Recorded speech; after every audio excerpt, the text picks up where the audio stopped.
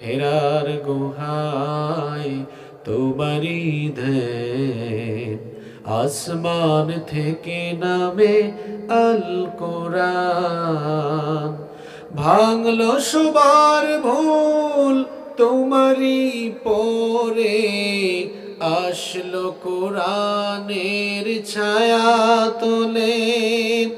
খালিদ ওমর আলী আবু বকর, ইসলামী ঝান্ডা নীল যে তুলে।